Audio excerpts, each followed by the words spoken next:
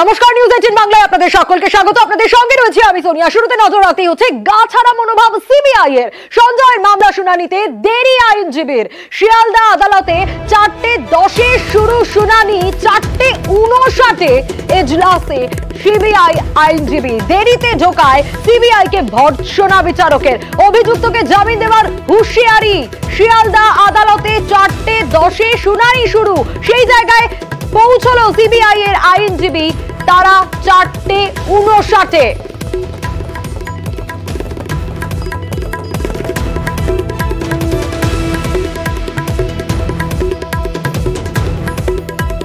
গাছাড়া মনোভাব সিবিআই এর।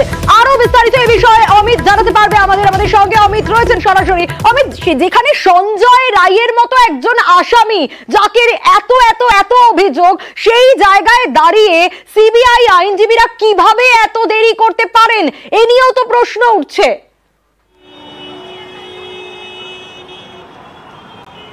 একেবারেই এই প্রশ্নের মুখেই পড়তে হয়েছে সিবিআইয়ের যিনি আদালতে উপস্থিত ছিলেন সহকারী তদন্তকারী অফিসার, তাকে যে এইরকম এত গুরুত্বপূর্ণ একটি মামলা যেখানে 4:10 থেকে ভার্চুয়াল শুনানি শুরু হয়েছে। অভিযুক্ত সঞ্জয় রায়ের পক্ষে যিনি লিগাল এডের আইনজীবী, তিনি জামিনের পক্ষে সওয়াল করছেন। সেই জায়গায় যখন বিচারক জানতে চান যে সিবিআইয়ের তরফে কে আছেন, সেই সময় সিবিআইয়ের সহকারী তদন্তকারী অফিসার তিনি আদালত কক্ষে দাঁড়ান এবং দাঁড়িয়ে তিনি জানান যে তাদের তরফের আইনজীবী এখন পর্যন্ত আদালত কক্ষে অনুপস্থিত। সেক্ষেত্রে যখন ভার্চুয়াল শুনানি শুরু হয়ে গেছে, প্রেসিডেন্সি জেল থেকে ভার্চুয়ালভাবে উপস্থিত হয়েছেন সঞ্জয় রায়, তার আইনজীবীর তরফে জামিনের সওয়াল করা হচ্ছে। সেই জায়গায় সিবিআইয়ের আইনজীবী আদালতে নেই। এখানেই কার্যত অবাক হন এবং একই সঙ্গে উষ্মা প্রকাশ করেন, ক্ষোভে ফেটে পড়েন আজকে ভারপ্রাপ্ত এসিজেএম শিয়ালদা কোর্টের, এবং তিনি কার্যত বলেন ইমিডিয়েট যিনি আইনজীবী রয়েছেন সিবিআই পক্ষে তাকে ডেকে পাঠানোর জন্য। আমরা দেখলাম তারপরেই আদালত কক্ষ ছেড়ে বেরিয়ে যান সিবিআইয়ের সহকারী তদন্তকারী অফিসার। তিনি বাইরে গিয়ে ফোনে যোগাযোগ করার চেষ্টা করেন এবং তিনি কিছু সময়ের মধ্যে তিনি আদালতে ফিরে আসেন এবং ফিরে এসে বিচারকের উদ্দেশ্যে তিনি জানান যে তাদের পক্ষে আইনজীবী এখন আসছেন, তিনি রাস্তাতে আছেন, তার দেরি হচ্ছে আসতে। এই জায়গাতে আরও উষ্মা প্রকাশ করেন বা আরও বিরক্ত প্রকাশ করেন এবং একই সঙ্গে কার্যত বিচারকের মন্তব্য যে তাহলে কি এই ধরনের কেসে আমি কি জামিন দিয়ে দেব, কারণ ততক্ষণে সঞ্জয় রায়ের পক্ষে যিনি আইনজীবী ছিলেন তিনি কিন্তু জামিনের হয় সওয়াল করেছেন। এরপরই আদালতের আরও অবজারভেশন বা আদালতে আরও মন্তব্য যে বলা যেতে পারে, যে সেখানে আদালত বলছে যে তাহলে কোথাও গিয়ে এত গা ঢিলেমি ভাব কেন এইরকম গা ঢিলেমি ভাব কেন সিবিআইয়ের।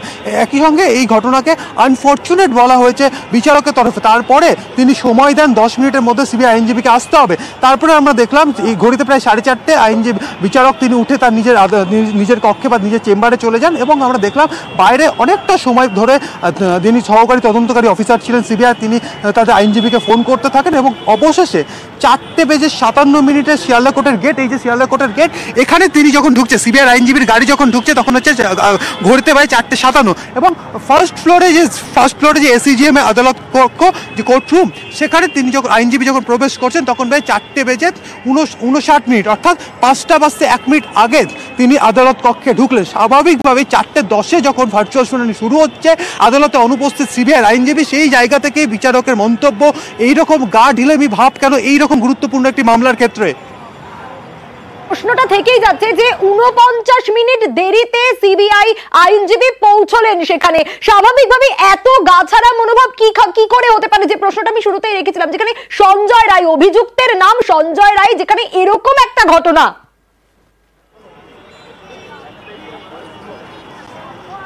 হ্যাঁ, একেবারে দেখো, এই ধরনের নজিরবিহীন ঘটনা কিন্তু এর আগে দেখা যায়নি। একাধিক মামলা সওয়াল হয়েছে, একাধিক মামলা অন্যান্য সিবিআই কোর্টে চলে, সেখানে কিন্তু শুরু থেকেই সিবিআই আইনজীবীরা সিবিআই তদন্তকারী আধিকারিকদের থাকে। কিন্তু সঞ্জয় রায়ের মতো আর্জি করে নির্যাতিত, ধর্ষণ ও খুনের মতো ঘটনার যেখানে আজকে সওয়াল, আজকে 14 দিনের জেল হেফাজত শেষে আজকে হিয়ারিং রয়েছে, সঞ্জয় রায় ভার্চুয়ালে প্রেসিডেন্সি জেল থেকে এই শুনানিতে অংশ নিচ্ছে। এই রকম গুরুত্বপূর্ণ মামলাতে সিবিআইয়ের তরফের যে এইরকম গা ঢিলেমি ভাব, সেখানে তার সহকারী তদন্তকারী অফিসার আদালত কক্ষে চলে এসেছেন কিন্তু আইনজীবী নেই। এই জায়গাতে কিন্তু বারবার সিবিআইকে প্রশ্নের মুখে আজকে পড়তে হয়েছে আদালত কক্ষে এবং কার্যত আদালতের মন্তব্য এইরকম গা ঢিলেমি ভাব কেন সিবিআইয়ের। সেক্ষেত্রে অমিত অবশ্যই আমাদের সঙ্গে থাকো।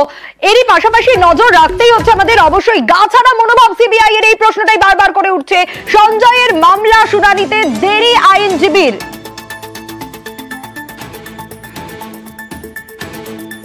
আমরা নজর রেখেছি ইতিমধ্যেই, ঠিক ভিতরে কি হয়েছিল, আপনাদের আইনজীবী কোথায়, ভার্চুয়াল শুনানি চলছে, আইনজীবী কোথায়, এই প্রশ্ন উঠে আসে। এসিজেএম এর তরফ থেকে পামেলা গুপ্ত, তার তরফ থেকে প্রশ্ন আসে। সিবিআই সহকারী তদন্তকারী অফিসার একদিকে সঞ্জয়ের আইনজীবী, এবং অবশ্যই নজর রাখতেই হবে, এই প্রশ্নটাই উঠে এসেছিল। 49 মিনিট লেট আইনজীবী ঢোকেন যখন। ইতিমধ্যেই আমরা যোগাযোগ করতে পেরেছি, আমাদের সঙ্গে রয়েছেন আইনজীবী বিকাশ রঞ্জন ভট্টাচার্য। বিকাশ রঞ্জন বাবু, যে প্রশ্নটা আপনার কাছে রাখতে চাইবো, যে এরকম একটা গুরুত্বপূর্ণ ঘটনা, এত বড় একটা ঘটনা, সেখানে সিবিআই এর আইনজীবী ঢুকছেন দেরিতে, এটা কি তদন্তে কোনো ল্যাকুনা, কোনো কি আন্ডারস্ট্যান্ডিং? তদন্তের কোনো সম্পর্ক নেই। আইনজীবী কোনো কারণে হয়তো কোথাও আটকে দিয়েছে, তিনি দেরিতে যাচ্ছেন মানে তদন্ত ব্যাহত হচ্ছে, এই ধারণাটাই ভুল। তদন্ত যা হওয়ার তা তো হয়েছে, আইনজীবীর কাজ সেটাকে আদালতে পেশ করা। সেটা তিনি আগে ঢুকলেন কি পরে ঢুকলেন, সেটা আইনজীবীর ব্যক্তিগত গাফিলতি হতে পারে, কিন্তু এর সঙ্গে তদন্তের খুব একটা মৌলিক সম্পর্ক আছে বলে মনে করি না। কিন্তু বিকাশ রঞ্জন বাবু, যেখানে এইরকম একটা ঘটনা, কি মনে হয় মানে সিবিআই আইনজীবীরা যে 49 মিনিট দেরিতে ঢুকলেন, বিচারকও ভর্ৎসনা করলেন, কিন্তু সেটা তো ব্যক্তিগত ভাবে তিনি তার হয়তো নেগলিজেন্স ছিল, বিচারক ভর্ৎসনা করেছেন, সেটা অন্য জিনিস। তার সঙ্গে তদন্তের কোনো সম্পর্ক নেই।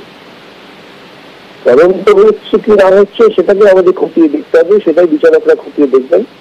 আইনজীবী আগে গেলে কি সারাদিন বসে থাকলেন, আইনজীবী পরে ঢুকলেন, এটা কোনো অর্থহীন কথা আছে। বেশ, দেরিতে ঢোকায় সিবিআই কে ভর্ৎসনা বিচারকের, অভিযুক্তকে জামিন দেওয়ার হুঁশিয়ারি পর্যন্ত দেওয়া হয় বিচারকের তরফ থেকে। আমরা কথা বলেছিলাম এই বিষয় নিয়ে আইনজীবী অনির্বাণ গুহ ঠাকুরতার সঙ্গে, তিনি কি বলেছেন শোনাবো। সিবিআই এর এই যে একটা ল্যাকাডাইসিক্যাল ইস্যুস, ওনারা কোর্টকে কোর্ট মনে করেন না, ওনারা মনে করেন যে ওনারা যেটা মনে করবেন সেটাই হবে, উইচ ইজ ভেরি ডেট্রিমেন্টাল। এবং অনেক সময় বিচারকদের, আমরা বিভিন্ন মামলায় সিবিআই বিভিন্ন মামলা দেখেছি, বিচারকরা অত্যন্ত বিরক্ত হন যে ওনাদের হাবভাবের, অর্থাৎ বা ওনাদের এই আচরণের জন্য। এইরকম একটা সেন্সিটিভ মামলাতে আসামি যদি এর জন্য বেনিফিট পান কোনো, সেটা দুঃখজনক। এরকম ল্যাকাডাইসিক্যাল অ্যাটিটিউড সিবিআই একদমই ঠিক নয়। আইনজীবী তরুণ জ্যোতি তিওয়ারি, তিনি কি বলেছেন শুনবো। একটা লয়ার কোনো একটা কোর্টে এঙ্গেজ থাকতেই পারে, তা দেরিতে পৌঁছাতেও হতে পারে। আজকে না ছিল ট্রায়ালের ডেট, না ছিল কিছু, আর এটা প্রোডাকশনের ডেট। বিচারক যদি মনে হয় জামিন দেওয়ার মতো থাকে, তা দিয়ে দিতে পারেন উনি, তুই মনে করেন প্রোডাকশনের ডেট ছিল, আজকে কিসের জন্য ডেট ছিল এটা বিচারক নিজেও জানেন নিশ্চয়ই। গাছাড়া মনোভাব সিবিআই এর, বারবার এই প্রশ্নটাই উঠছে, কারণ 4:10 শুনানি শুরু হওয়ার কথা, সেই জায়গায় সঞ্জয় মামলা শুনানিতে দেরি আইনজীবীর। শিয়ালদা আদালতে যখন সিবিআই আইনজীবী পৌঁছন, তখন ঘড়ির কাঁটায় 4:57 যখন শিয়ালদা কোর্টের গেটে, তারপর ভেতরে ঢোকেন যখন 4:59 মিনিট লেটে ঢোকেন এবং দেরিতে ঢোকায় সিবিআই কে ভর্ৎসনা বিচারকের, অভিযুক্তকে জামিন দেওয়ার হুঁশিয়ারি পর্যন্ত দেন। এমনটাই পরিস্থিতি তৈরি হয়। এবং আপনাদের জানিয়ে রাখি, গাছাড়া মনোভাব সিবিআই এর এই প্রশ্নটাই বারবার করে উঠছে, যেখানে এরকম একটা ঘটনা, যেখানে এই ঘটনা এরকম একটা বিরল ঘটনা, যে ঘটনায় আইনজীবী কেন 49 মিনিট দেরিতে, এই প্রশ্নটা বারবার করে উঠছে। আরো বিস্তারিত জানাতে পারবে অমিতের কাছেই যাবো আরেকবার। অমিত, স্বাভাবিকভাবে তো এই প্রশ্নগুলো উঠছে, এবং সেখানে কি যুক্তি উঠে এলো কোর্টরুম থেকে, কি জানা গেল, কি কারণে এই দেরি, কিছু কি জানা গেল?